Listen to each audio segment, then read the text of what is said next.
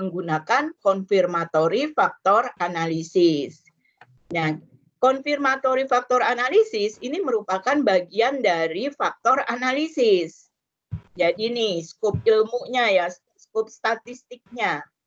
Nah, jadi sementara itu faktor analisis kita ada dua, yaitu EVA, exploratory factor analysis, dan confirmatory factor analysis. Kenapa dia konfirmatori? Konfirmatori berarti kita mengkonfirmasikan butir-butir yang kita sudah ambil ini betul nggak secara teori, ya? Secara teori dia memang membangun misalnya si resiliensi.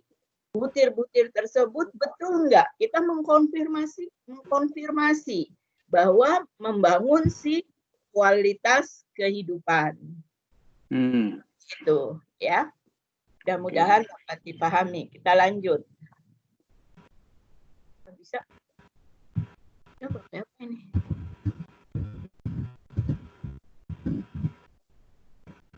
Kenapa nggak bisa lanjut? Nah, di dalam tadi kita confirmatory factor analysis, ada yang disebutnya dengan first order, ada yang disebutnya dengan second order. Tidak ada yang namanya third order, tidak ada. Jadi ada first order. First order ini adalah antara laten dengan itemnya. Sedangkan second order adalah antara laten dengan laten. Misalnya adalah misalnya resiliensi. Resiliensi terdiri misalnya dari ke self efficacy. Ya. Nah, self efficacy dengan si resiliensi nanti kita buktikan bahwa betul nggak si self efficacy ini menjadi bagian dari dimensinya si resiliensi. Itu yang namanya second order. Jadi antara variabel laten dengan variabel laten. Kalau first order antara butir atau item dengan si variabel laten. Ya. Kemudian pengujian model CFH hanya untuk mengetahui model pengukuran. Ya, CFA. Jadi dia termasuk measurement model kan? Yang bukan melihat dari hubungan antar variabel latennya. Maksudnya bukan secara struktural. Ini harus dipahami. Jadi kita lagi berbicaranya. Nah, sekarang di SEM itu, kalau di SEM itu ada dua hal, yaitu dua hal yang perlu dipahami. Ada yang namanya istilahnya model fit atau ketepatan model, dan yang satu lagi ada namanya signifikansi. Nah, dua signifikansi itu sesuatu hal yang kita sudah biasa ya pakai. Kalau di dalam regresi, korelasi, dan sebagainya pasti ada istilah signifikansi. Apa sih signifikannya? Berapa signifikannya? Dia signifikan atau tidak?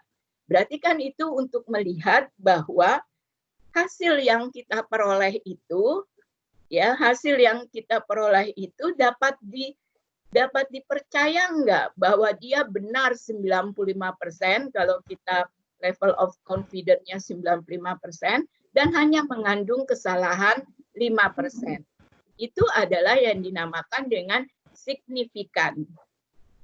Di dalam model SEM ini ditambah satu lagi yang namanya adalah model fit. Apa itu artinya model fit? Model fit adalah apakah data yang kita peroleh dari lapangan itu fit nggak dengan apa yang kita teorikan, apa yang kita konsepkan.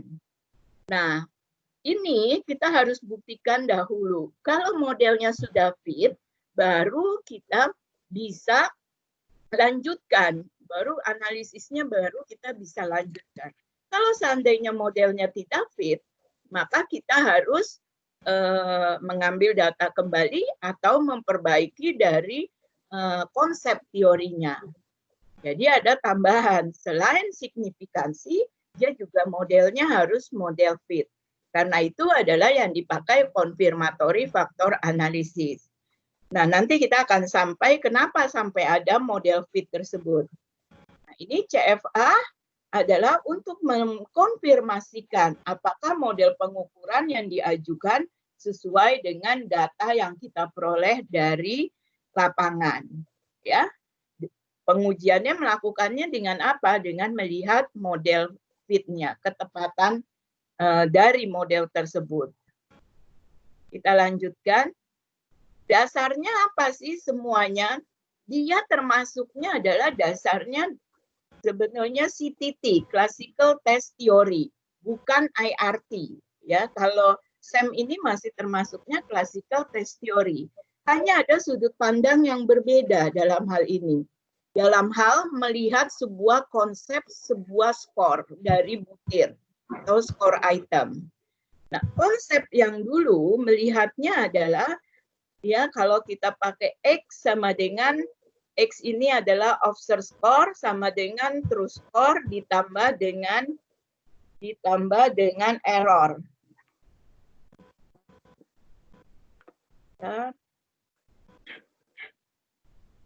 Ya ini kita jadi warnanya laser pointer.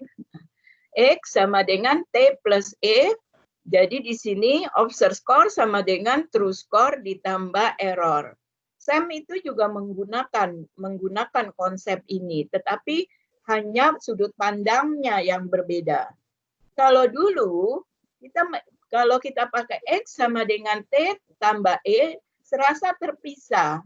Ada komponen yang diukur, ada komponen dari error. Jadi dia dipisahkan antara komponen dari ini kan skor semua ya, komponen dari atribut yang diukur dengan komponen error. Tetapi kalau dalam SEM, konsepnya mengatakan bahwa di dalam skor item itu ya ada atribut yang diukur dan juga ada error. Nah, kedua hal ini, atribut yang diukur dan error, itu dijadikan sebuah konsep secara bersama-sama. Tidak terpisah seperti ini. Jadi nanti kita lihat yang di SEM namanya adalah kalau error itu adalah zeta. Dia juga dimasukkan secara struktural semua yang terlibat di dalam skor item itu semuanya dimasukkan. Errornya, atribut ukurnya yang menjadi bagian dari skor item. Jadi dasar teorinya adalah masuk ke classical test theory, bukan IRT. Ya, item response theory. Dia masuk ke dalam classical test theory. Dengan konsep utamanya adalah X sama dengan T plus E. Oke.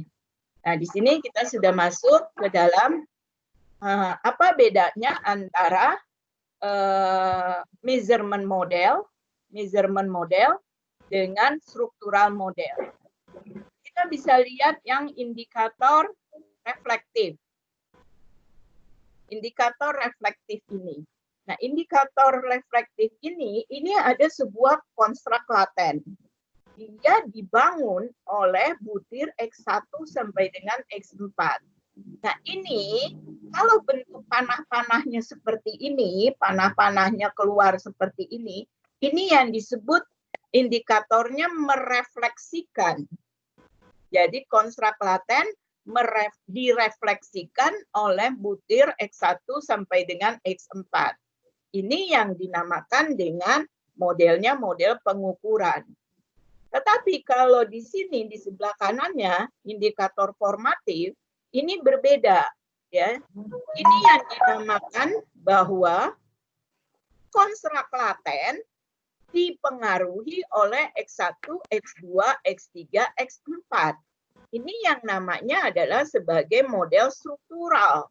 Strukturalnya dipengaruhi oleh variabel manifest butir X1 sama dengan X4. Beda dengan di sini.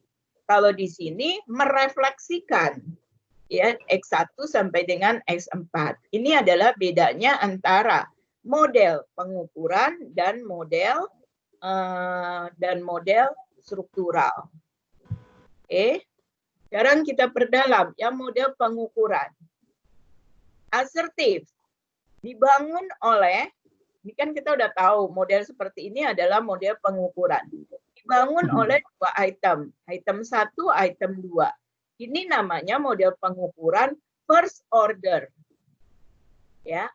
Nah, kalau sudah ada hubungan antara laten dengan laten, kita juga nanti kita akan di dalam model pengukuran ini juga harus dibuktikan. Nah, ini yang namanya adalah model pengukuran second order. Sementara faktor 1 dibangun oleh item 1, item 2. Faktor 2 dibangun oleh item 3, item 4. Di dalam CFA, kita bisa lihat di sini, error tetap diperhitungkan. Semuanya adalah mengandung error. Oke. Ini adalah kita membedakan, kita lanjut.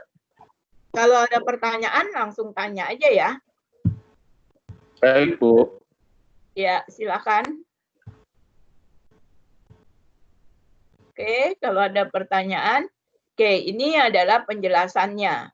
Di mana CFA second order ini.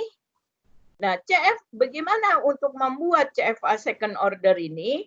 Nah, pertama adalah kita faktor 1 ya, yang terdiri atas item 1 dengan item 2. Ini kita buktikan dulu. Valid nggak item ini terhadap faktor 1? Oke, faktor 2 kita juga harus buktikan dulu. Valid nggak item 1-nya, item 2 terhadap faktor 2?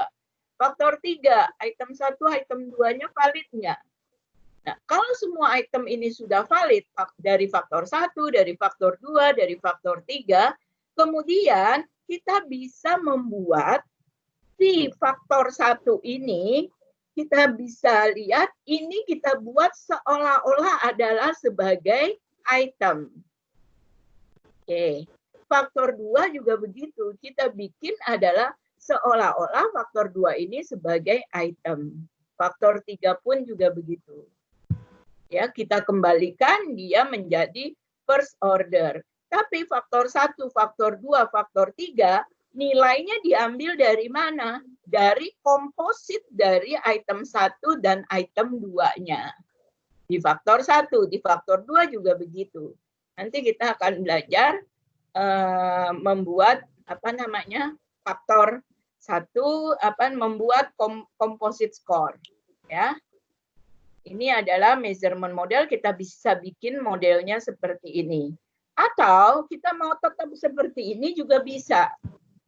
Ya. Berarti ada dua cara membuat menjadi tetap kelihatan faktor latennya. Kalau yang bundar-bundar ini laten. Kalau yang kotak-kotak ini namanya observed variable atau variable manifest. Oke. Kita lanjut. Nah, sekarang dasarnya SEM itu adalah regresi. Ya. Nah, sebentar kita coba melihat regresi. Kita lihat di sini regresi dengan satu variabel ya. Kita bisa lihat di sini X mempengaruhi Y. Jadi rumusnya adalah Y sama dengan B dikali X ditambah dengan E. Jadi semua persamaan regresi itu adalah seperti persamaan di SEM itu adalah modelnya seperti ini. Y sama dengan B, X ditambah dengan E. Nah, ini adalah kemudian kita regresi berganda, kita lihat.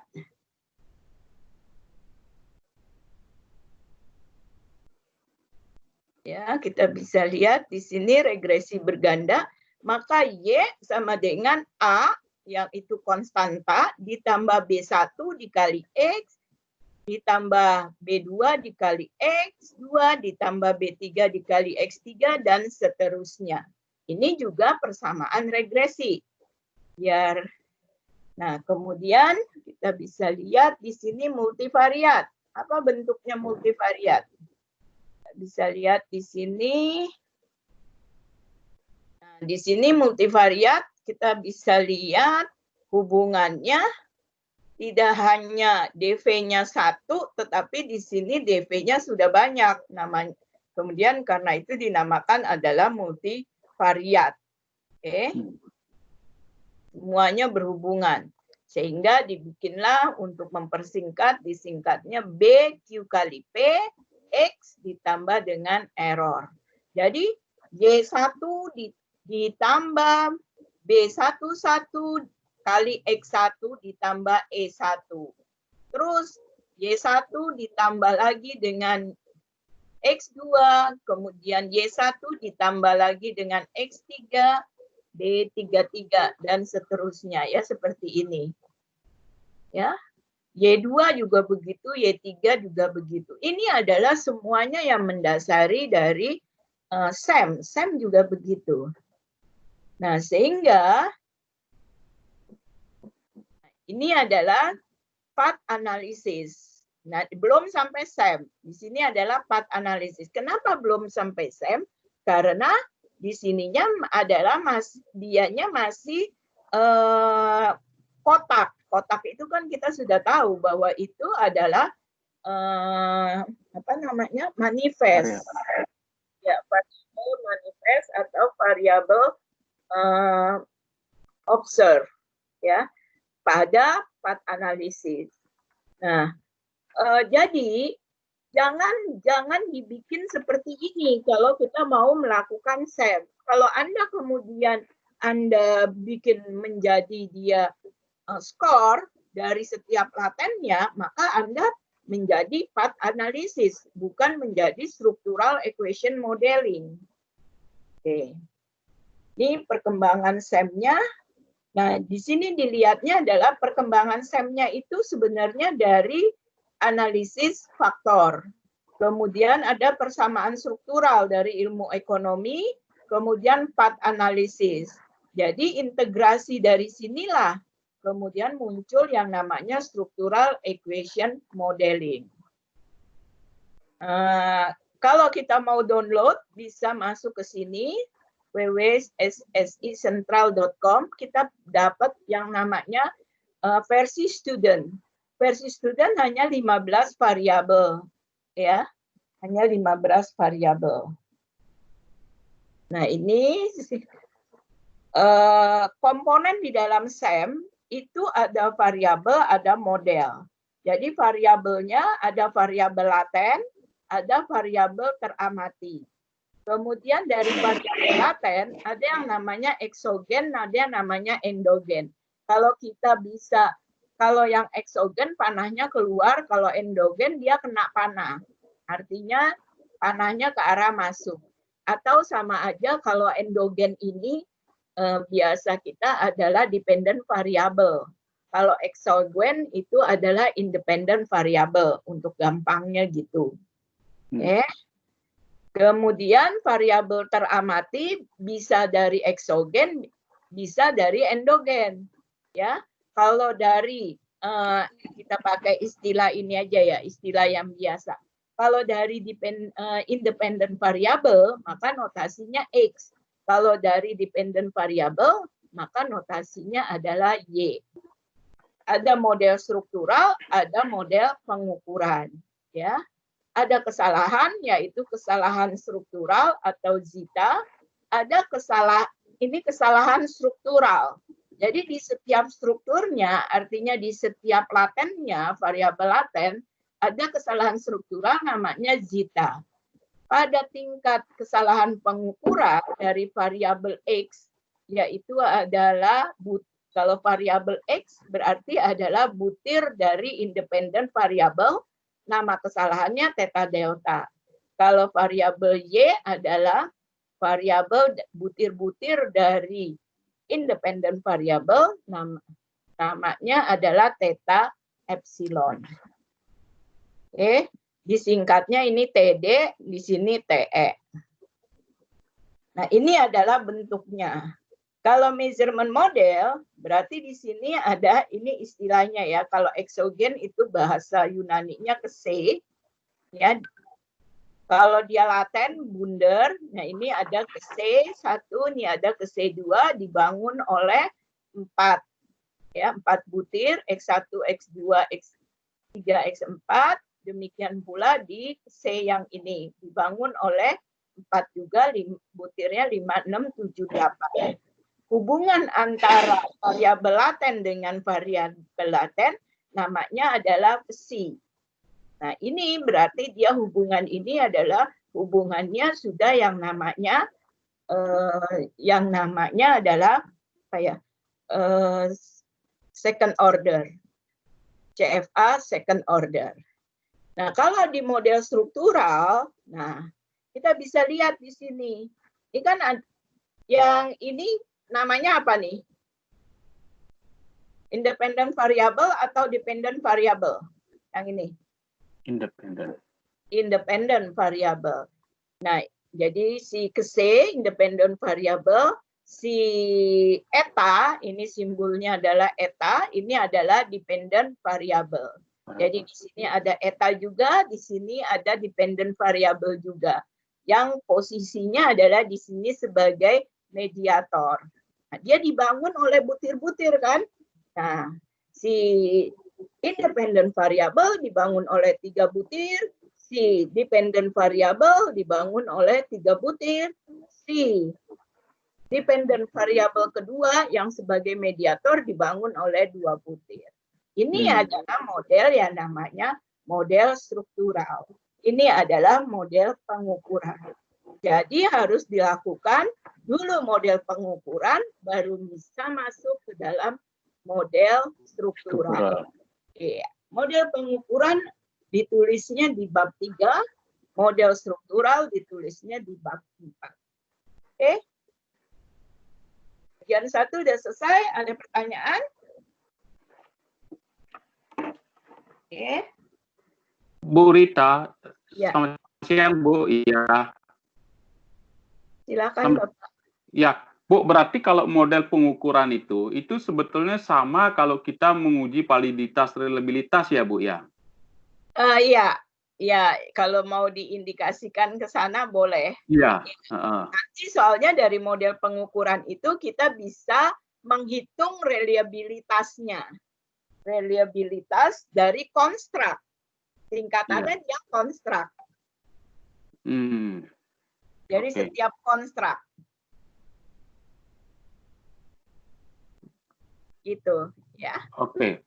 Kalau misalnya Bu Rita, pada saat kita melakukan model pengukuran itu, ya, butir-butirnya semua itu tidak fit dengan dengan dimensinya, ya.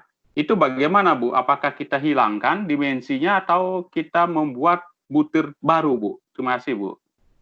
Kalau dimensi itu tidak bisa dihilangkan. Karena apa?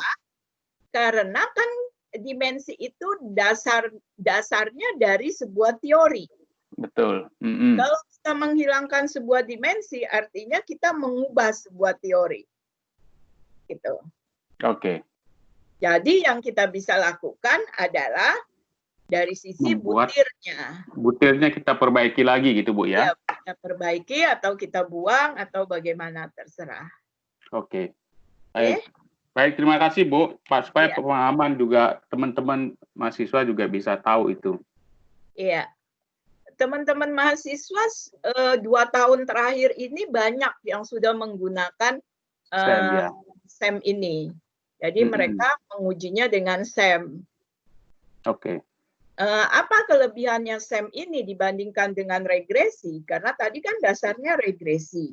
Kalau regresi kita akan bertahap untuk melakukan pengujiannya satu demi satu. Kalau itu struktural, apalagi kalau ada yang mediatornya 2 segala macam.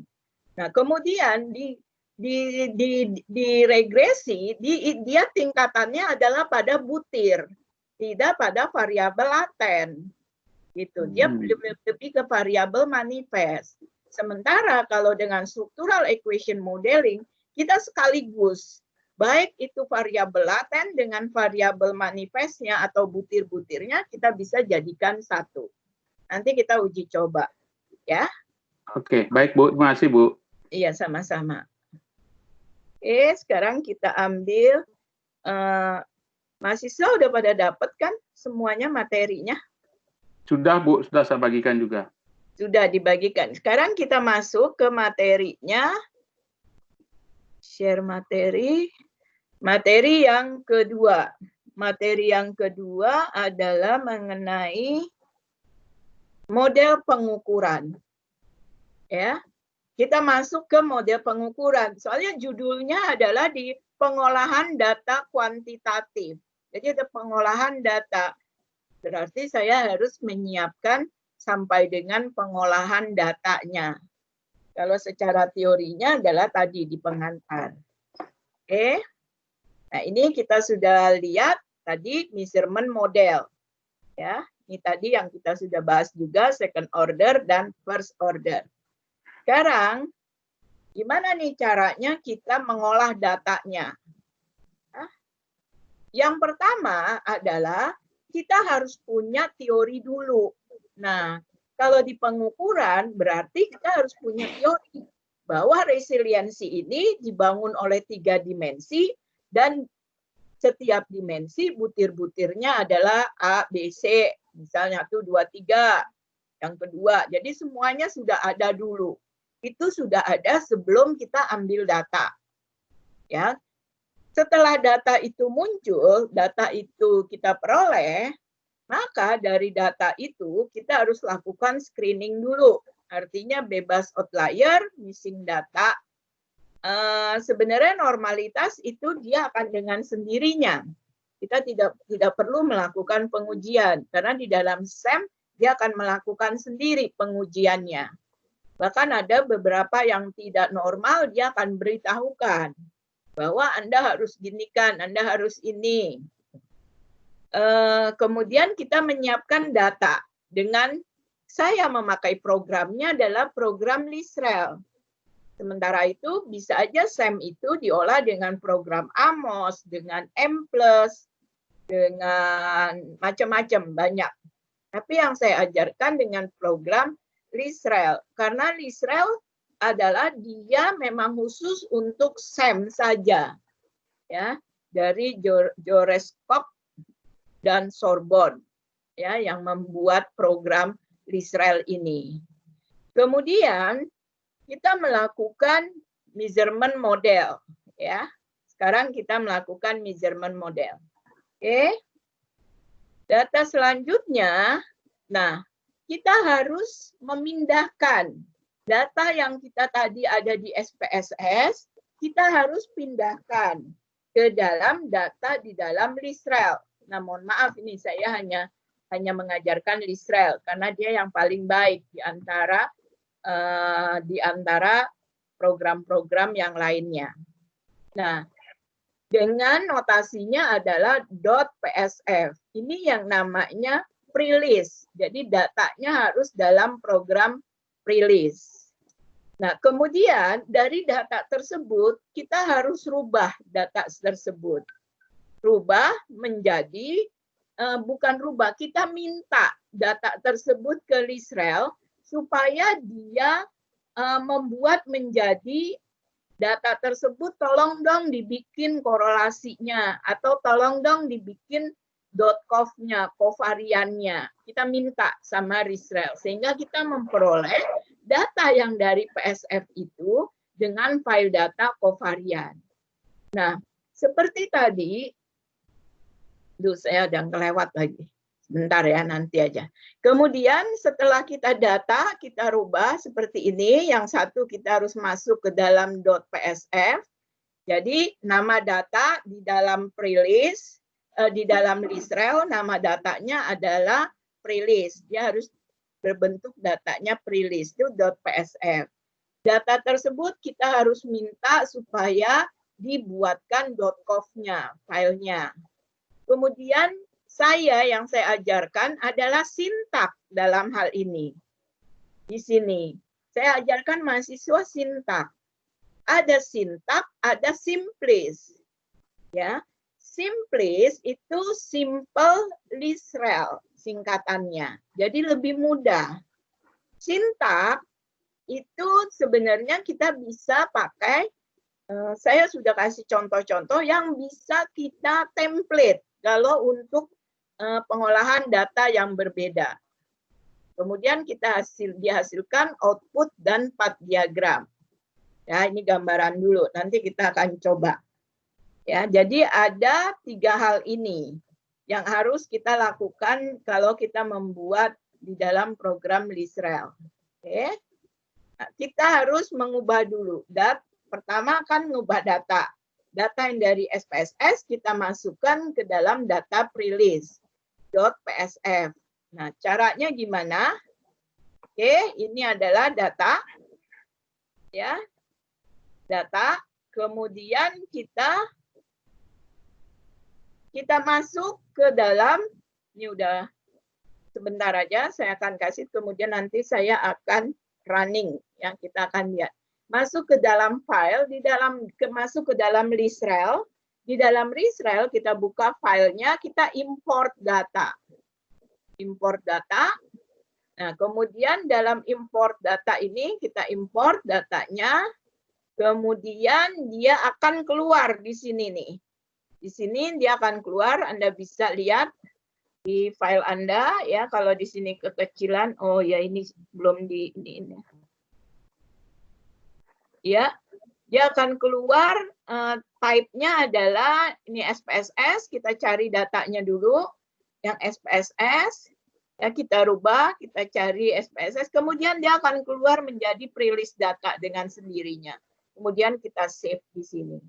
Berarti kita sudah menyimpan, mengimport data dari SPSS ke dalam pre-list data pre-list dari LISREL. Nah, ini adalah kita sudah menyimpannya. Bentuknya adalah di dalam LISREL seperti ini. Dia ada 14 sampai 14. Ini adalah data dalam bentuk pre-list. Ya, yang ini data dalam bentuk data pre-list. Nah, sekarang kita mau minta, setelah kita punya data, kita mau minta supaya dia bikin .conv. Kenapa sih harus dibikin .conv? Karena ini adalah hubungan kausal. Hubungan kausal artinya kovarian. Varian yang digunakan bersama-sama antara X1 dengan X2 dan sebagainya. Nah, ini kemudian kita masuk ke statistik, kita ambil output option, kemudian dari output option di sini kita ambil kovarian, kita berikan nama baru.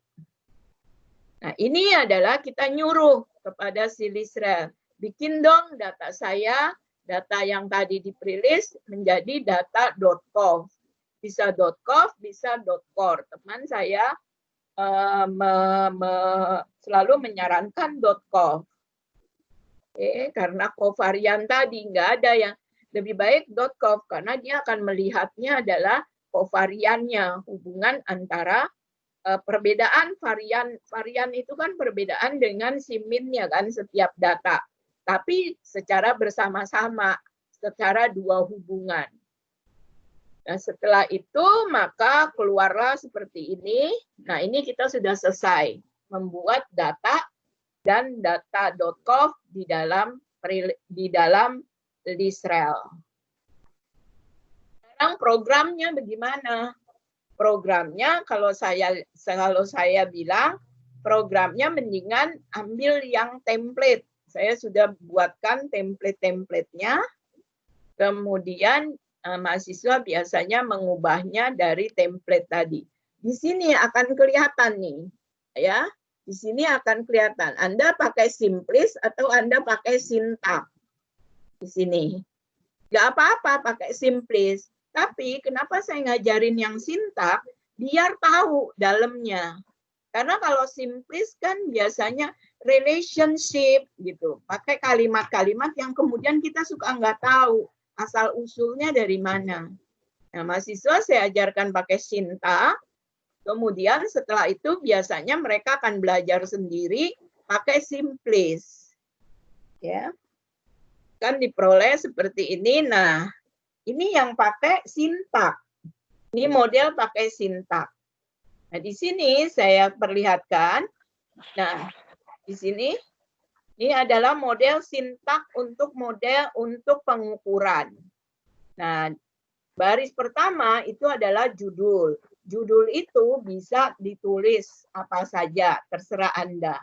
DA itu singkatan dari data. NI itu number of input. Kita inputnya berapa? Inputnya adalah di sini 14, input dari variabel. NO itu number of observation. Ya, ada berapa subjeknya? MA itu adalah matrix correlation. Matrix, ya. Nah, di sini PM artinya polychloric matrix. Nah, ini default saja kita ikuti. LA label. Nah, ini adalah A1 sampai A14, ini harus ditulis sama dengan yang tadi yang kita masukkan di pre-list. Nanti dia akan ngebaca dari si pre-list.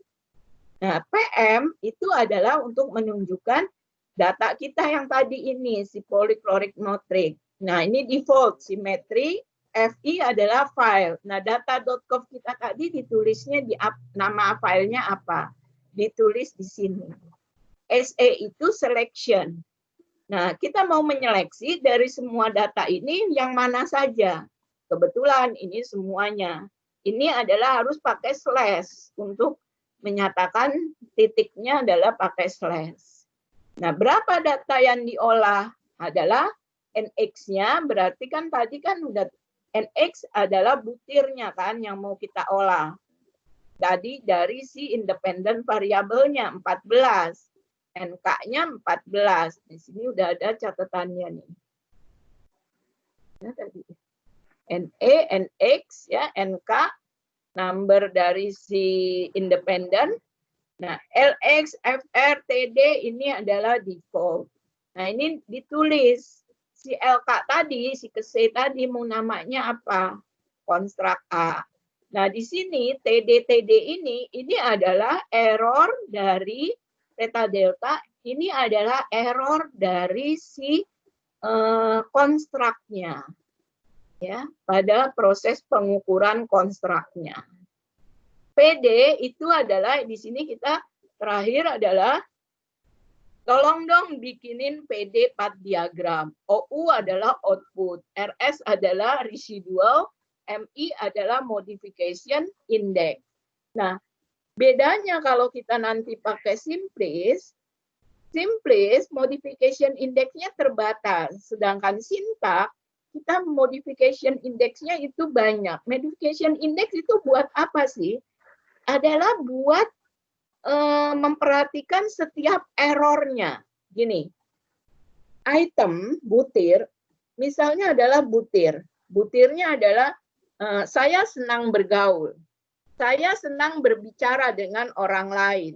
Saya senang bertemu dengan orang lain. Kira-kira 3 item ini itu masih punya hubungan atau merupakan single apa namanya? Unidimensi. Saya senang bergaul, saya banyak bicara dengan orang lain. Nah, kelihatannya dia adalah masih saling mempengaruhi item-itemnya itu. Sehingga kemungkinan yang diukur di item saya senang bergaul dengan yang diukur oleh item yang menyatakan bahwa saya mudah bertemu dengan orang lain, mungkin ini masih saling berhubungan. Kemudian juga dengan misalnya item saya mudah bertemu dengan orang lain, ini masih saling berhubungan. Sehingga di sini ada faktor error. Faktor errornya adalah dikeluarkan dalam bentuk pada modification index ini dia akan minta dihubungkan karena antar item-itemnya, antar butirnya masih berhubungan. Gitu. Jadi butir tersebut tidak mengukur hanya satu perilaku. Kemungkinan butir kedua tadi mengukur juga dari butir 1. Butir ketiga mengukur juga butir 1 dan butir 2. Sehingga di sini adalah keluar item-item yang error dari item itu yang kita mesti hubungkan. Itu adalah konsepnya dia. Di mana dia di mana SEM itu adalah melihat dari sisi kemungkinan error dari setiap butir-butirnya. Oke, saya lanjutkan. Nah, ini penjelasannya saja. Nah, ini baru kita run. Run-nya adalah dengan menggunakan ini, ya, orang lari pakai huruf L. Nah, kemudian output-nya apa? Output-nya adalah kalau bentuknya nanti seperti ini. Kalau yang first order, ya. Kemudian kita harus lihat ada dua cara, ya, untuk.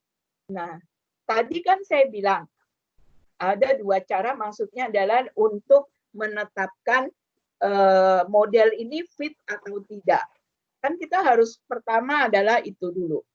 Adalah kalau kita sudah dapat path diagram ini, kita harus lihat, kita harus cek modelnya fit atau tidak.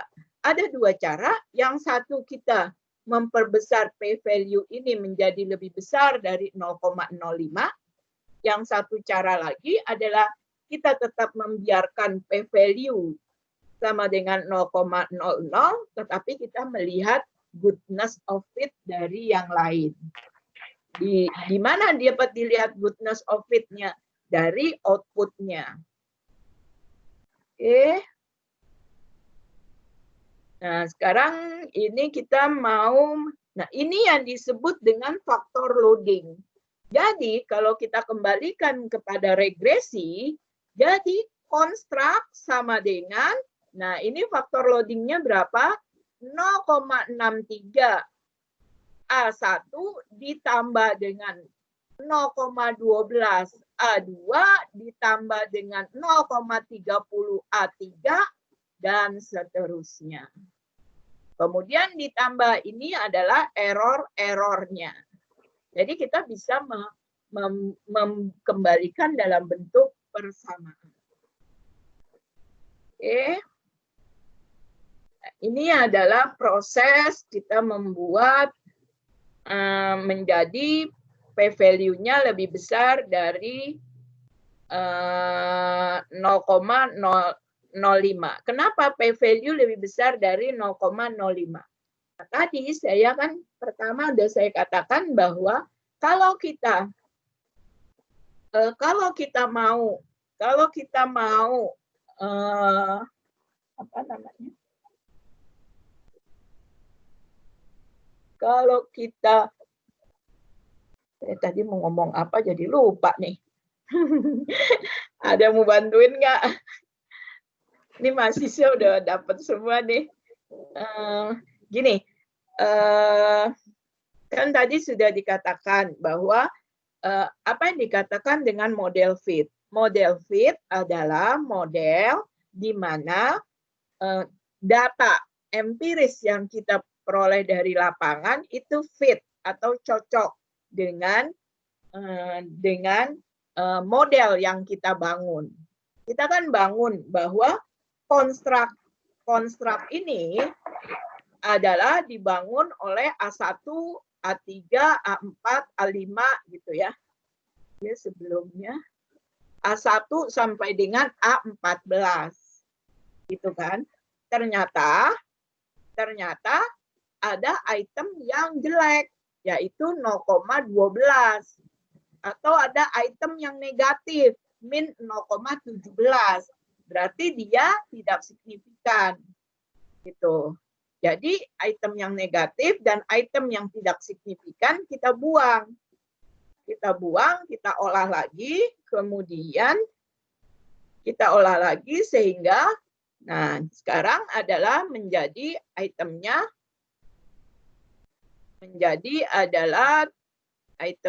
misalnya tinggal A1 tadi berapa ya? A1 tinggal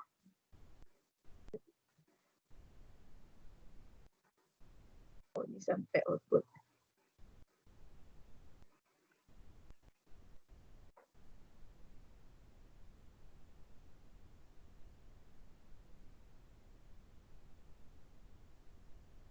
Oh, ini ke depan ya. Salah saya. Oke. Oke. Oke, kemudian di sini sehingga itemnya menjadi A1, A3, A4 sampai dengan A12. 13, 14 sudah dibuang ya. Karena dia tidak signifikan dan nah, ini adalah memperlihatkan T-value-nya. Kalau di sini faktor loading, di sini adalah T-value-nya. T-value kalau 95% berarti dia harus T-nya lebih besar dari 1,96. Setelah kita lihat di sini, T-value-nya semuanya lebih besar dari 1,96. Jadi semuanya bisa diterima. Nah, setelah ini baru kita lakukan adalah membuat P-value lebih besar dari 0,05 atau menggunakan goodness of fit yang lain. Kita bisa lihat JFI, kita bisa lihat EV, kita bisa lihat AFI, kita bisa NFI, dan lain-lain. Nah, di sini kalau kita ingin membuat P-value lebih besar dari 0,05, maka yang kita harus lihat di sini, modification index pada output. Nah, di sini dia bilang bahwa tolong hubungkan antara dia bilang gitu. Ternyata data Anda itu kelihatannya masih ada error. Errornya adalah antara butir kelima dengan butir ketiga. Maka itu tolong dihubungkan. Nah, kita bisa lihat dari outputnya. Kelebihan kita kalau pakai SIMCAP, ininya selalu keluar dibandingkan dengan kalau kita pakai Simplis. Ya. Nah, kemudian kita hubungkan nih TD 53 seperti usulannya. Kemudian kita lihat lagi. Nah, ternyata P-value-nya masih 0,0. Nah, dia bilang lagi, coba tolong hubungkan butir 5 dengan butir 2 di sisi errornya. Nah, ini kan tadi di sini dihubungkan jadi TD 52. Kemudian keluarlah di sini P-value-nya. Terus akhirnya setelah beberapa kali, akhirnya keluarlah P-value lebih besar dari 0,05. Setelah kita berapa kali nih? 12 kali. Baru keluar P-value lebih besar dari 0,05.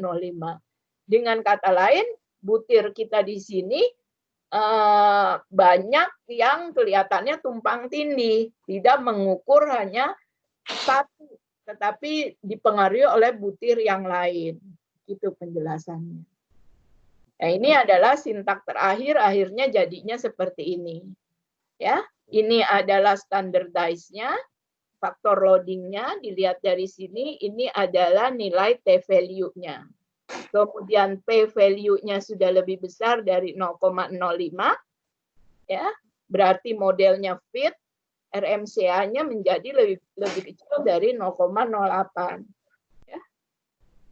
Kita juga bisa langsung aja setelah run pertama kita lihat goodness of fit dari outputnya. Nah, tadi yang seperti disebutkan ada nilainya GFI 0,85 tidak fit, tapi EV dia fit, AFI dia tidak fit, NFI fit, CFI fit. Nah, singkatan-singkatannya bisa lihat dari outputnya. Oke. Nah, ini kita lihat sekarang pada ini outputnya. Ini kita sekarang masuk ke ininya aja. Apa namanya? Apakah kita langsung run aja gitu, Pak? Boleh, Bu, boleh. Boleh, Pak Reza, ya? gimana Pak Reza?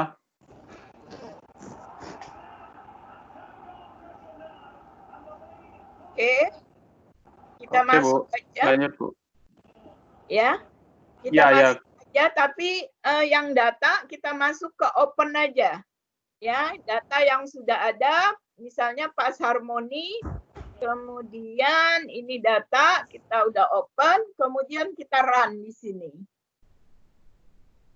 Run di sini, nah ini langsung dia dapat di atas 0,0 75.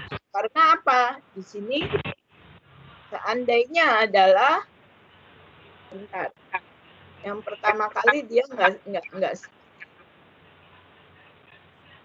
Oke. PD42. Misalnya adalah ini kita run. Nah, ini kan kurang dari 0,05. Share-nya udah kelihatan belum? Belum Bu. Halo, belum. Ya, belum kelihatan ya share-nya.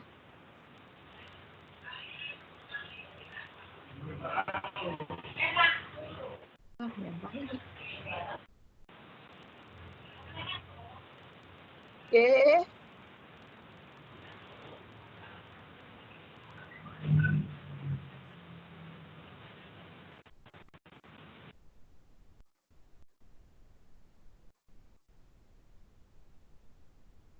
Sudah kelihatan belum? Belum, Bu. Belum Bu, belum.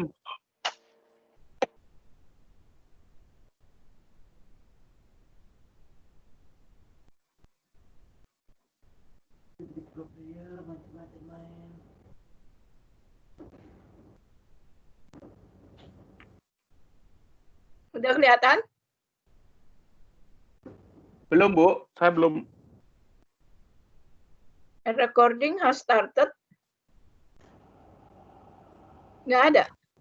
Nggak ada, Bu. Waduh, gimana nih ya? Kelihatannya nggak bisa nih.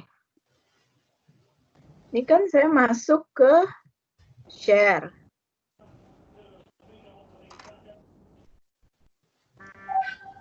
Ini dia bisa. Terus saya masuk ke Lisrel. Ini nggak kelihatan juga ya? Enggak, Bu.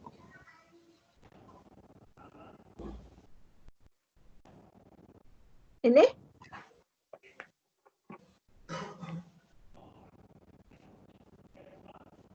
Ini juga belum Bu. Belum ada, Bu.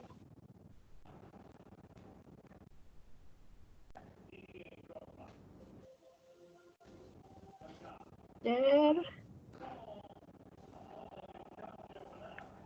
Kok dia nggak bisa ya kalau program? Program nggak bisa ya. Iya. Di file Ibu sekarang kelihatan ini apa nih? Kelihatan? Nama filenya ya. Pas Harmony, Lisrel for window. Kelihatan nggak? Nggak Bu, nggak. Nggak ada ya? Nggak ada Bu. Wah, gimana caranya nih?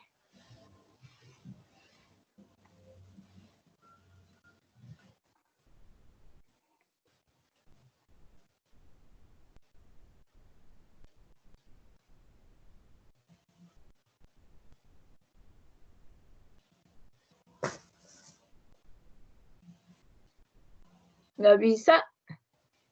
Nggak bisa ya? Iya, Pak. Oh, Perannya nggak bisa, nggak kelihatan. nggak kelihatan ya. Iya. Atau saya lanjut aja dulu ya ke model Struktural. struktural. Oke? Oke Bu, Boleh, oke. Bu. Saya masuk ke model struktural.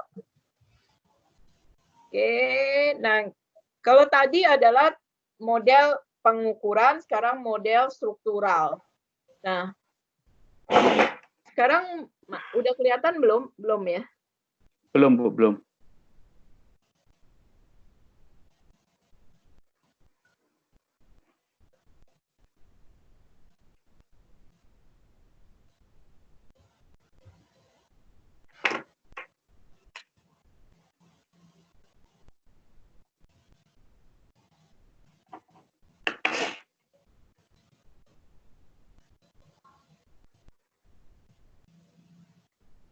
Udah kelihatan?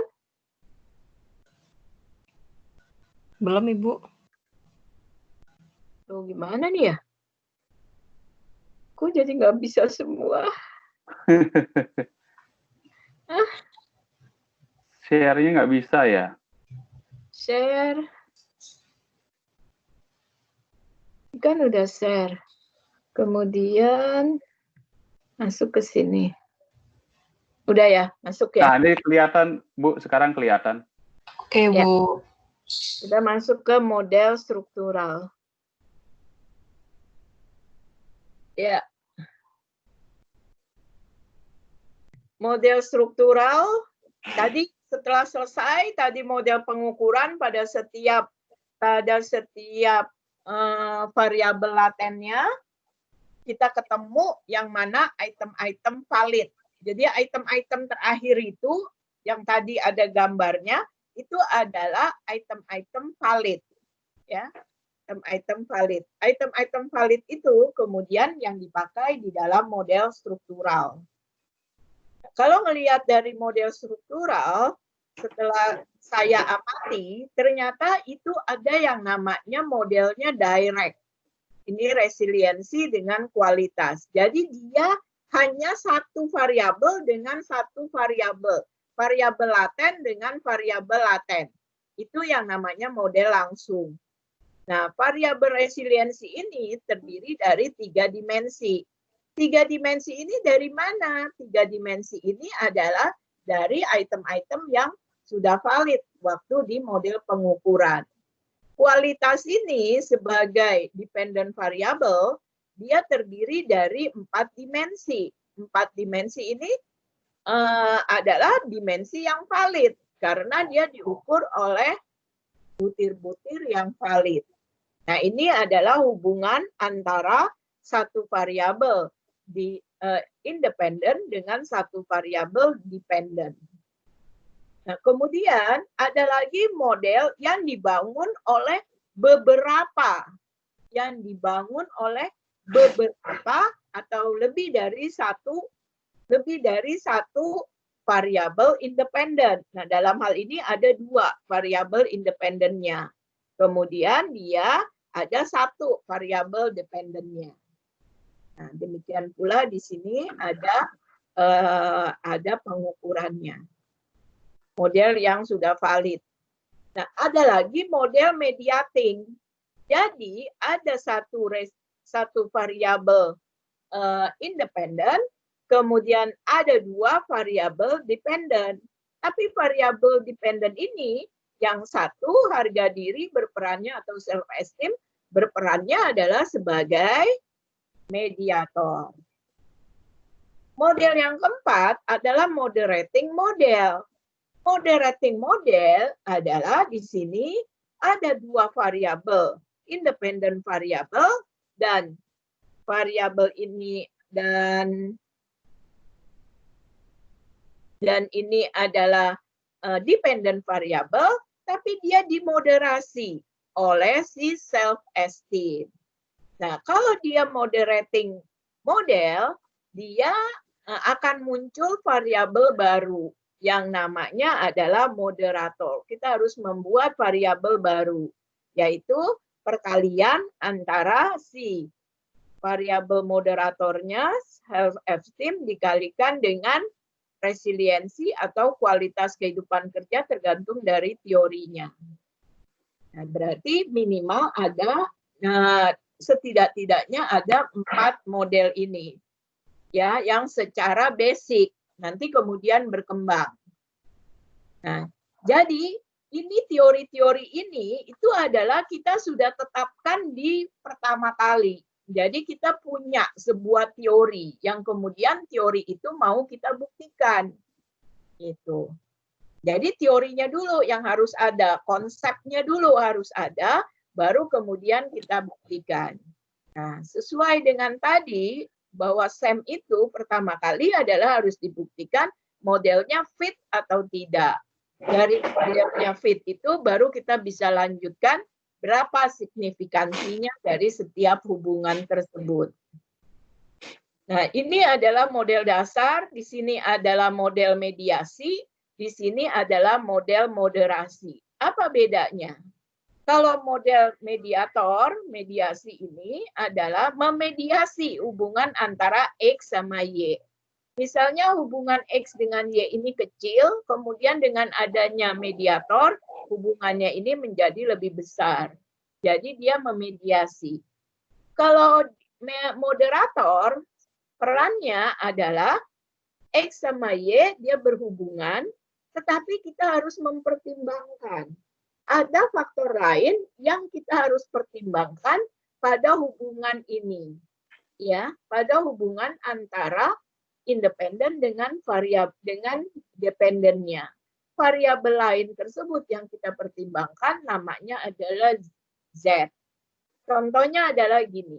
Pada saat kita ingin mengetahui hubungan antara pola asuh dari anak, ya, atau program pendidikan seorang guru, gitu kan?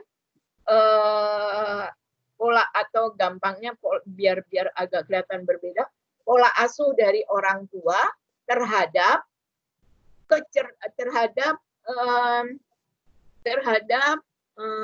apa namanya, hasil dari kemampuan matematika anak. Itu ada pengaruhnya enggak? Karena di sini adanya kemampuan matematika, maka ketika kita melakukan penelitian ini, kita tidak boleh mengabaikan yang namanya adalah kecerdasan dari si anak. Kecerdasan anak itulah yang disebut sebagai Z itu. Yang disebut sebagai Z. Dia harus dipertimbangkan.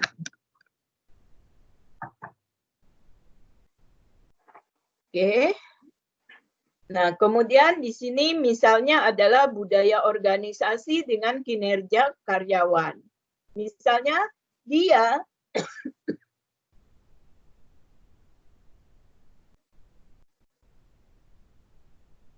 budaya organisasi dengan kinerja karyawan, ya, dia harus dimediasi oleh kepuasan kerja. Dia nggak bisa, kalau dia langsung mungkin dia akan rendah dari sisi faktor loadingnya. Dia harus dimediasi oleh kepuasan karyawan. Penghasilan dengan gaya hidup, ya. Nah, ini juga dipengaruhi oleh budaya seseorang, budaya di lingkungannya. Ya, apakah dia jadi boros atau enggak? Nah, penghasilannya besar, gaya hidupnya biasa-biasa aja. Apa?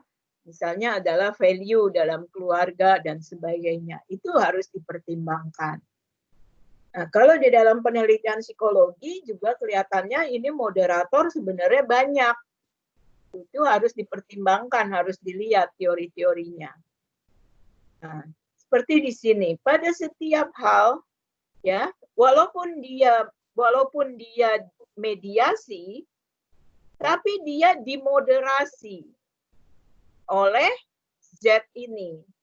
Jadi ada hubungan X dengan Z dimediasi oleh M. Tetapi hubungan mediasi ini dimoderasi oleh Z. Ya, bisa satu, bisa kedua, bisa ketiga. Semuanya bisa. Nah, ini adalah kemungkinannya dari struktural. Seperti ini, hubungan stres dengan kinerja. Kemudian di sini ada stres yang dirasakan. Ternyata kita harus mempertimbangkan kepribadian seseorang. Nah, baik dia pada saat stres, dia merasakan stres, maupun ketika dia menghasilkan kinerja. Jadi kita harus pertama kali sebelum masuk ke struktural, kita harus bikin dulu yang namanya ini adalah konsep teorinya. Seperti apa yang kita mau. Sehingga tergambar kemudian menjadi moderated mediation model atau mediation moderated model itu tergantung dari teori-teorinya.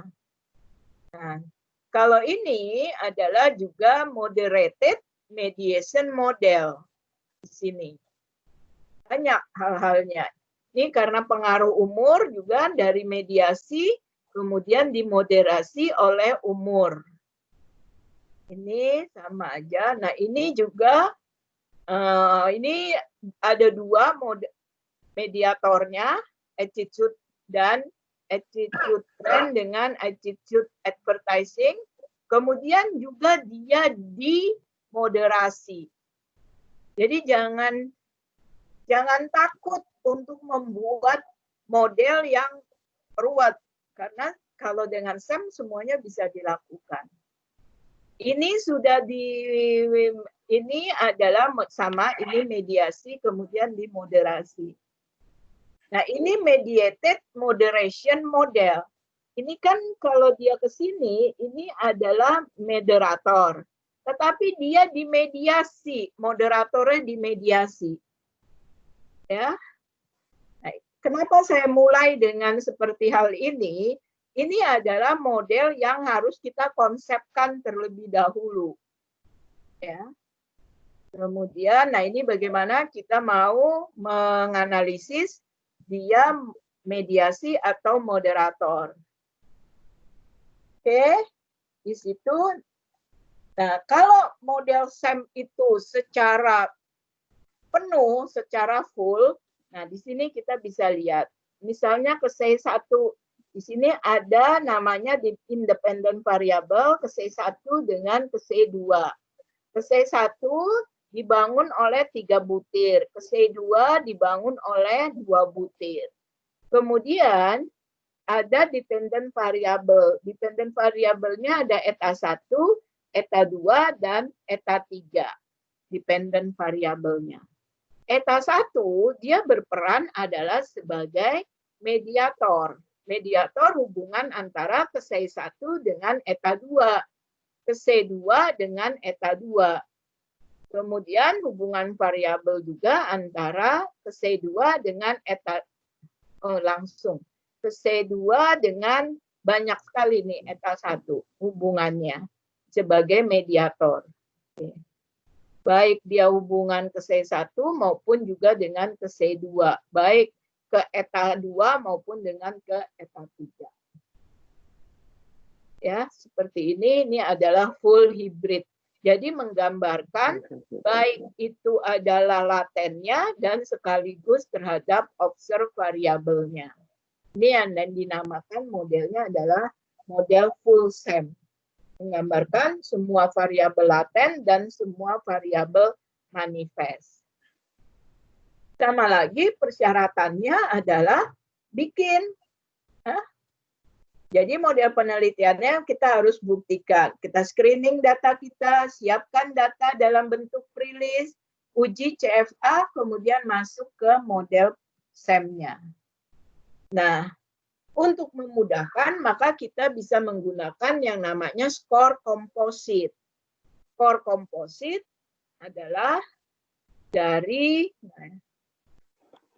contohnya ini mau bikin skor komposit apa ya? Oke, yang tadi saja. Nah, KSI ini kita bisa bikin, ini adalah sebetulnya skor komposit. X1 ini sebetulnya adalah dari 5 item. X2 ini sebenarnya adalah dari 10 item. X3 ini sebenarnya dari 15 item. Sehingga X1, X2, X3 ini adalah namanya skor komposit. Skor komposit, bagaimana membuatnya? Kenapa harus skor komposit? Itu aja dulu. Ada yang bisa jawab? Kenapa nggak dijumlahkan saja? Ini kan item kan? Kita bilang X1 ini terdiri dari 5 item. 1, 2, 3, 4, 5. X2 terdiri dari 10 item. 1 sampai dengan 10. X3 terdiri dari 15 item. 1 sampai dengan 15. Kan bisa saya jumlahkan item 1 sampai dengan item 5. Kenapa saya harus lakukan skor komposit? Skor komposit itu skor dengan Z-score. Z-score. Ada yang bisa jawab? Ya, karena kalau kita langsung menjumlahkan, itu titik nolnya tidak sama. Ya, titik nol dari si 1 sampai 5. Ya, kan kita tahu bahwa Kalau kita ngisi di 2, misalnya skalanya skala Likert 2, kita isi di 2. Belum tentu 2 yang saya isi itu sama dengan 2 yang diisi oleh orang lain. Nah, kemudian saya harus setarakan dulu hal ini. Setarakannya pakai apa? Pakai namanya Z-score. Z-score. Caranya bagaimana setarakannya? Adalah kita masuk ke mana namanya SPSS, masuk ke analyze, masuk ke dimension reduction, kemudian masuk ke faktor. Dari faktor kemudian kita pilih Verimax, ya. Dari faktor kita pilih ke extraction. Extraction kita tandain Verimax karena ini kita bisa pakai Quantimax, Equamax, pilih aja yang Verimax. Kemudian kita continue. Kemudian, oh salah. Ini faktor analisis, ini rotationnya yang pakai Verimax. Kalau ini extraction-nya pilih maximum likelihood. Oke. Kemudian skornya kita harus shift S, ya. Nanti akan keluar skor baru yang ini namanya faktor analisis, maksudnya 1 dari 1. Nah, ini adalah merupakan sudah nilainya G-score.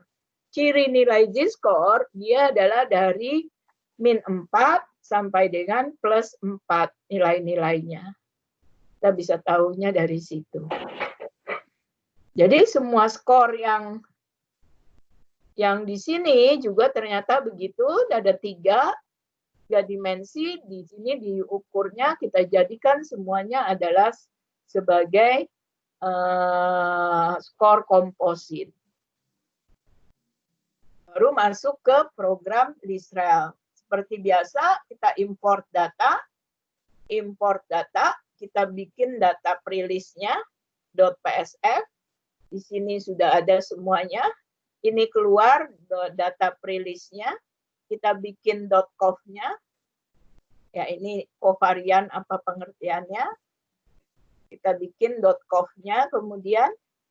Nah, sekarang kita masuk ke model direct yang langsung seperti ini. Oke. Resiliensi berarti di sini ada pikiran, diri, waspada, PUL ada fisik, psikologi, sosial, lingkungan. Nah, ini adalah contohnya, contoh dari sintaknya. Kalau kita run, maka dia akan menghasilkan 4 diagram seperti ini. Oke, p-value-nya langsung di atas 0,05, berarti modelnya adalah fit. Nah, modelnya adalah fit, kita bisa lanjutkan. Berarti ini adalah faktor loading-nya atau faktor sebesar 0,74. Ya, cukup besar hubungannya 0, faktor loading dengan 0,74 pada G-square sekian, DF sekian, P-value-nya. Dengan P-value lebih besar dari 0,05, maka dapat dikatakan model ini sudah fit. Nah, kemudian dari output, kalau ini dari modelnya 4 diagramnya, kalau dari outputnya kita bisa lihat di sini, ya.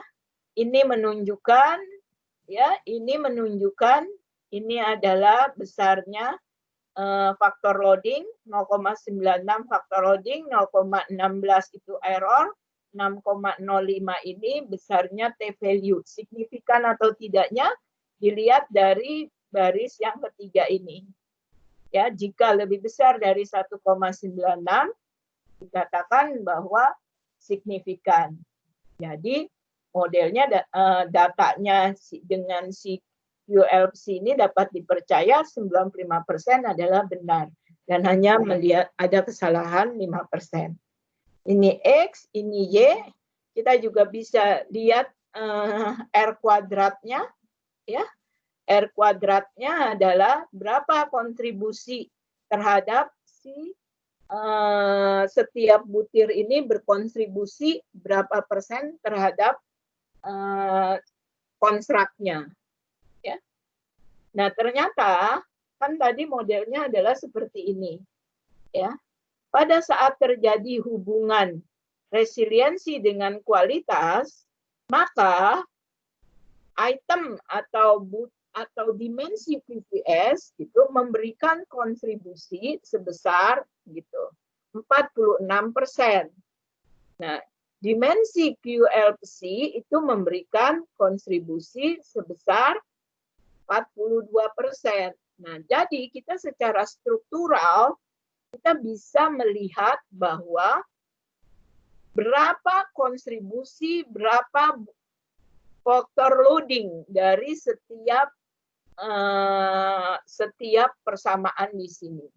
Kalau dilihat dari faktor loading, maka kalau satu ini memang mestinya di sini ini ada estimate, kemudian ada standardized. Gunakan adalah standardized solution agar bisa diperbandingkan. Karena nilai satu ini adalah saya set dari awal untuk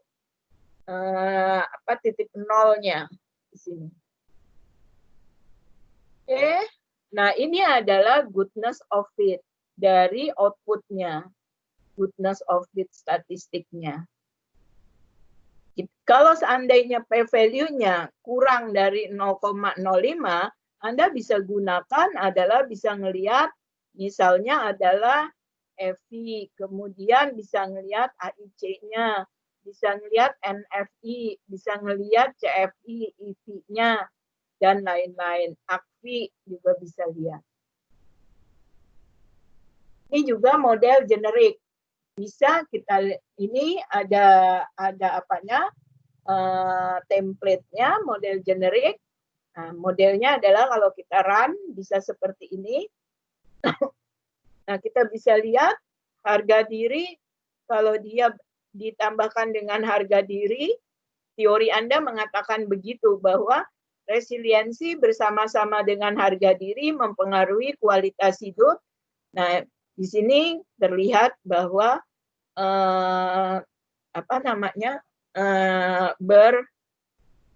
berpengaruh.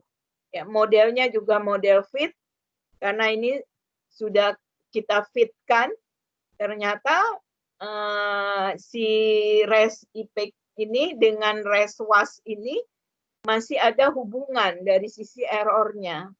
Demikian pula dengan QL fisik dengan QL lingkungan. Ini masih ada dihubungkan. Karena dilihatnya adalah butir-butir ini masih ada kesamaan. Itu yang menjadikan mereka harus dihubungkan.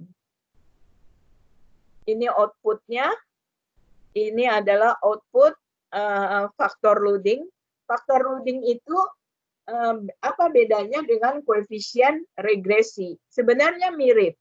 Kalau koefisien regresi itu hubungannya antara variabel manifest atau variabel observed atau item dengan item.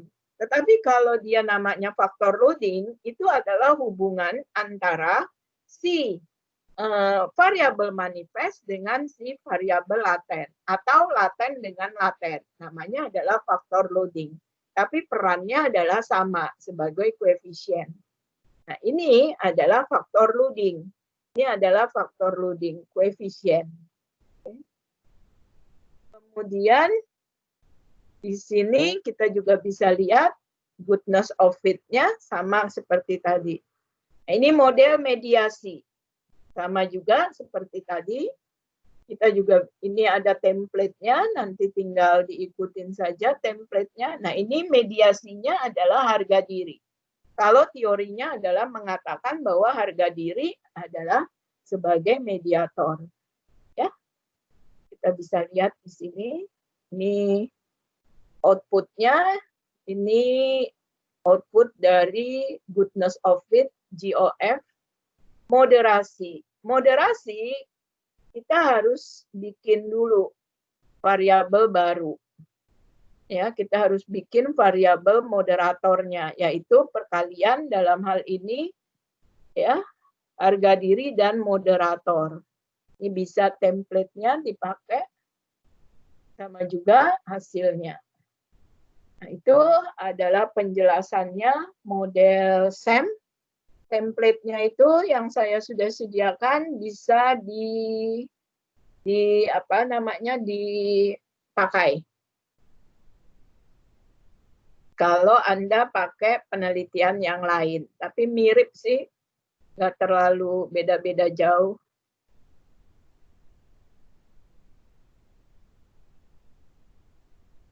Sayang nih nggak bisa. Gimana Pak? Sudah selesai? Sudah selesai ya, Bu?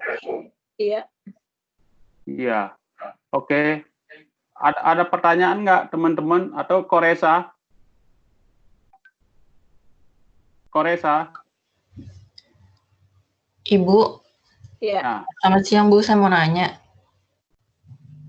Iya, silakan. Bu, waktu pas kita di kelas kan ada sedikit belajar tentang itu ya, yang maksimum likelihood itu. Berarti kalau Iya. misalkan goodness of fit sama maksimum likelihood bedanya apa ya, Bu? Nah, yang maksimum likelihood itu kan dipakai pada saat kita, dalam hal ini pada saat membuat composite score. Jadi sebelumnya ya, Bu ya? Sebelumnya. Terus yang satu lagi dibedakan dengan apa tadi? Goodness of fit. Kalau oke. Sebentar, saya masuk ke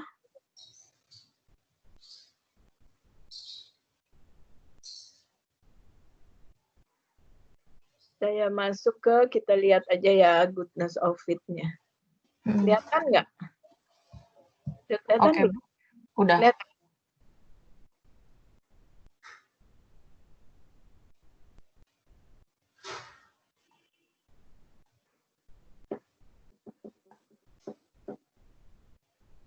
Mungkin maksudnya kamu bukannya goodness of fit, bukannya maksimum likelihood kali. Kan maksud saya sih gini Bu, kalau persamaan yang maksimum likelihood itu kan yang ngukur antara hubungan antara variabel laten sama masing-masing indikatornya kan. Nah, kalau misalkan kita ngukur pakai goodness of fit itu sama maksimum likelihood itu kayak sama atau enggak Bu? Karena kan kalau goodness of fit jadinya ini juga kan sama nggak sama ininya, sama kecocokan modelnya kan gitu. Iya, kalau goodness of fit kan melihat kecocokan model kan. Terus kalau maksimum likelihood itu adalah sebenarnya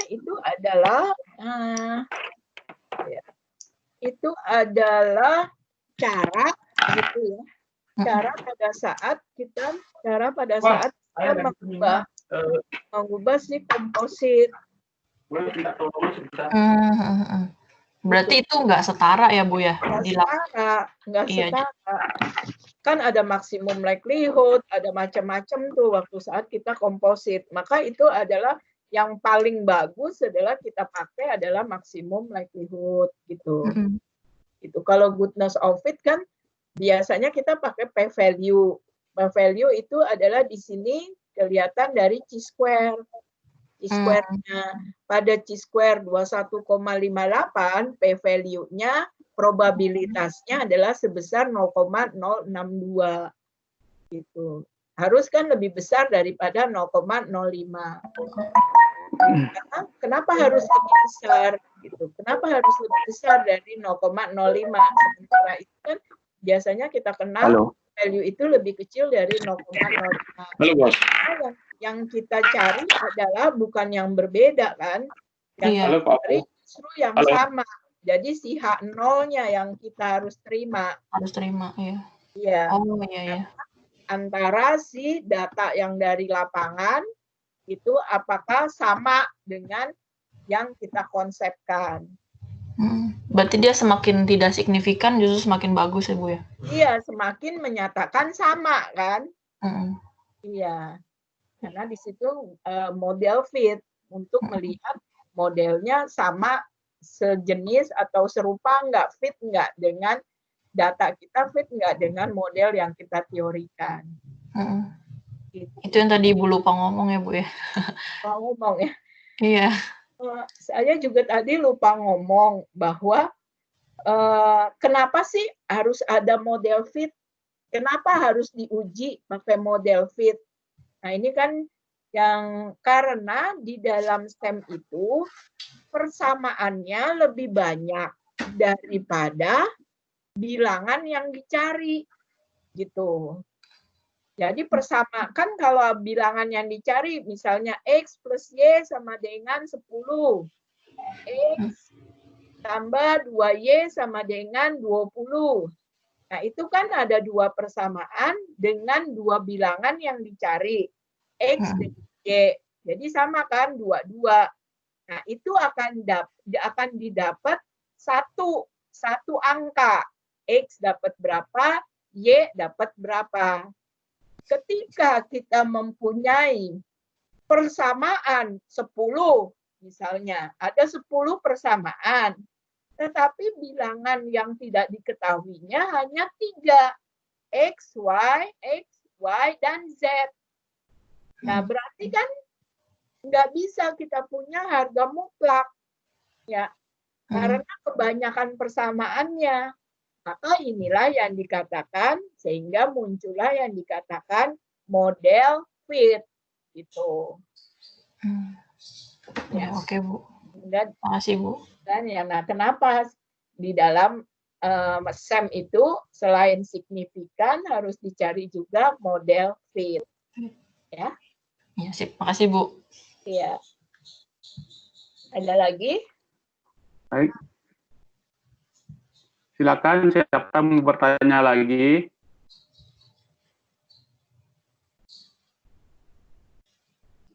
Ya. Ibu, saya mau tanya, Bu. Untuk S2 sudah untuk model pengukuran diberikan pada mata kuliah penyusunan alat ukur. Ada model struktural diberikan pada kuliah, salah satu sesi dalam kuliah analisis data dan interpretasi.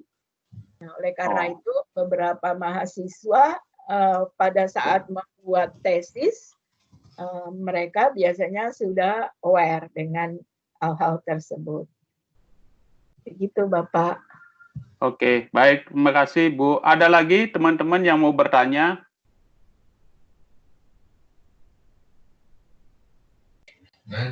Ibu, saya mau nanya, Bu. Iya. Marsiana ya? Pak, saya mau nanya, Pak. Iya, silakan Veriska. Ibu, kalau yang untuk faktor loading, kayaknya ada beda dari faktor loading yang ada di part analisis sama yang ada di bagian outputnya kan, Bu? Itu sebenarnya bedanya apa ya, Bu? Nah, kalau faktor loading yang di output, maka faktor loading digambarkan di part analisis. Oke. Nah, kalau mau sama antara faktor loading di part analisis dengan yang di output, maka part analisisnya Anda pindahin ke estimate. Kan dia ada estimate, ada standardized solution. Oke? Maka gunakan yang estimate. Maka nilai faktor loading part analysis estimate akan sama dengan nilai faktor loading yang di output. Oke, Veriska. Ibu sama tadi kan kalau mau dilakukan perbandingan, gunakanlah faktor loading dari part analisis, tetapi yang standardized solution.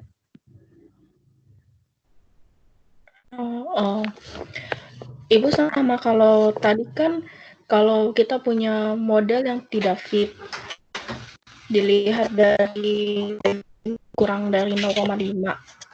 Iya. Terus dari list filenya sendiri kan kadang memberitahukan kalau misalnya coba dihubungkan antara item yang mana sama yang mana karena masih ada errornya. Iya. Terus setelah kita hubungkan, terus masih juga tidak mendapatkan p-value sebesar lebih dari 0,5. Terus dilihat dari kriteria fit-nya. Nah, kriteria goodness of fit tadi kan Ibu sempat bilang kalau bisa dilihat dari model yang pertama. Nah, itu emang ada beda Bu antara goodness of fit di model yang pertama sama setelah kita hubungkan sesuai dari saran yang diberikan Lisa tadi, Bu. Iya, pasti ada beda.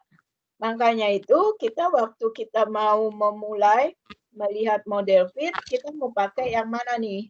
Mau pakai yang lebih besar, membuat p-value lebih besar dari 0,05, atau kita biarkan saja p-value lebih kecil dari 0,05, namun kita gunakan si goodness of fit yang lain.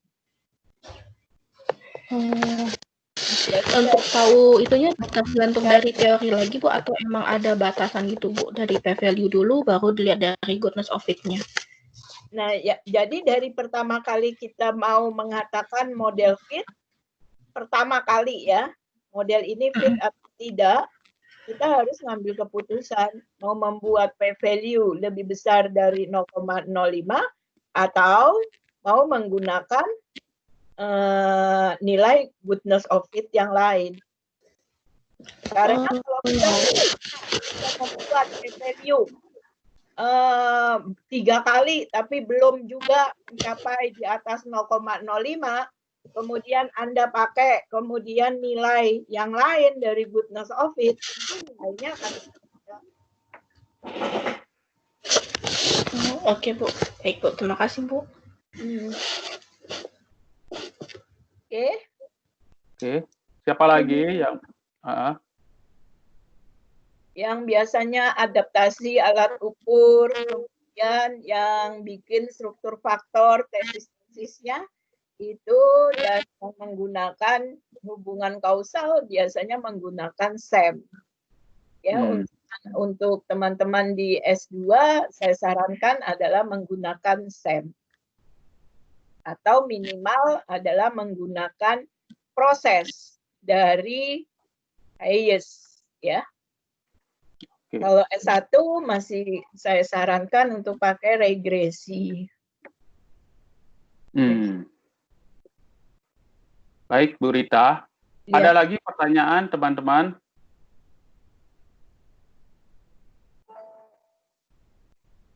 Halo? Putih ada? Pak, cukup Pak. Cukup ya. Oke, Koresa.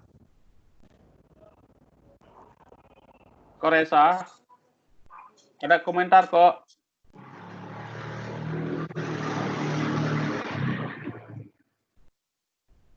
Halo Koresa, ada komentar? Misalnya nggak ada kali Pak. Nggak ada kali ya. Oke, nggak apa-apa teman-teman, kalau tidak ada pertanyaan, ada yang mau disampaikan lagi nggak Bu Rita, buat bekal-bekal kita Bu? Jangan lupa di foto Pak, rame-rame, bagaimana caranya ya? Iya, ini juga saya mau foto, sebetulnya tadi saya nggak tahu, tapi saya pakai print screen saja, tadi beberapa pembicaraan tadi, karena nggak kelihatan semua nih Bu Rita. Ada yang bisa nggak? Beberapa kali, teman-teman ada yang bisa nggak? Nggak ngerti Bu, baru pertama kali pakai ini. Oh gitu. Iya, saya juga baru pertama kali Bu Rita. Ini Koresa yang tadi buatin linknya. Iya. Organize-nya juga Koresa, dan saya nanti print screen aja, nanti saya kasih ke Bu Rita deh ya. Iya Pak, silakan aja. Baik, itu yang bisa kita lakukan, yang lainnya saya belum bisa lakukan juga ini. Iya. Baik Bu Rita, terima kasih banyak sharingnya Bu. Ya. Oh, sudah Resa. Sudah muncul. Ayo muncul semuanya foto bersama. Nggak tahu bisa dimunculin apa enggak. Koresa. Kok Reza nggak muncul ya? Ada nih. Oh, ada, Kelihatan. tapi kok nggak ini dia? Bentar.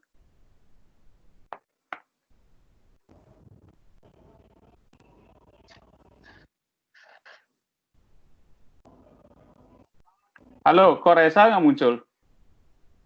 Ada. Aku Gambarnya lihat ada. nih. Yang aku lihat cuma Lagi Koresa error ya? doang. Itu kalau Lagi teleponan, Pak. foto bareng gimana caranya?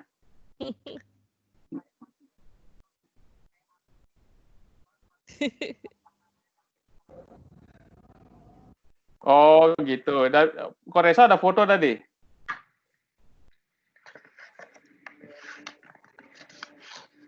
Pesertanya sekitar berapa ya? 25 orang ya? Ya udah kalau gitu tolong 26 sih tadi Bu Rita. Oke, Pak. Sekarang 24. Ya. Ya deh, Kok Reza gitu aja lakukan ya kok ya. Ya, oke kok. Ya. Ya, oke kok, thank you kok. Ya. Teleponan. Bu Rita, Kok Rezanya lagi problem mengenai suaranya, ya. Beliau akan foto kita karena aksesnya kelihatannya hanya bisa dari Kok Reza, ya. Jadi paling itu aja kita nanti pakai evidence gitu, Bu Rita ya. Ya. Oke.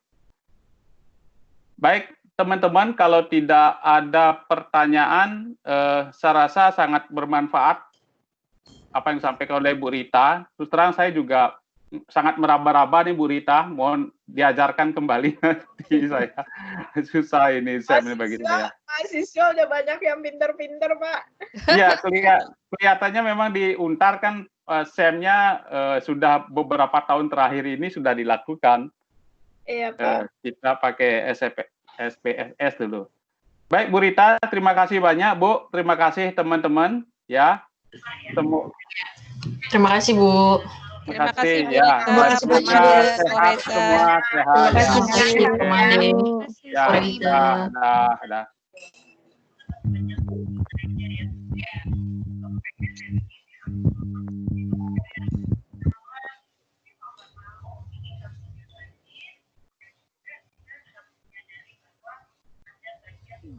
Mana live-nya?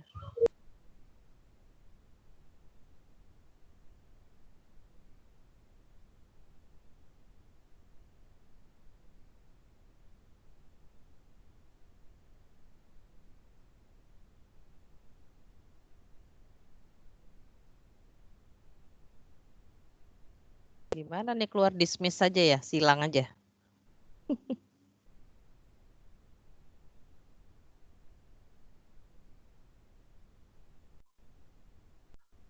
Itu ada tanda yang warna merah-merah, Bu. Yang warna Telepon, yang gambar itu. telepon. Pencet itu Oh, aja. oke, thank you. Iya.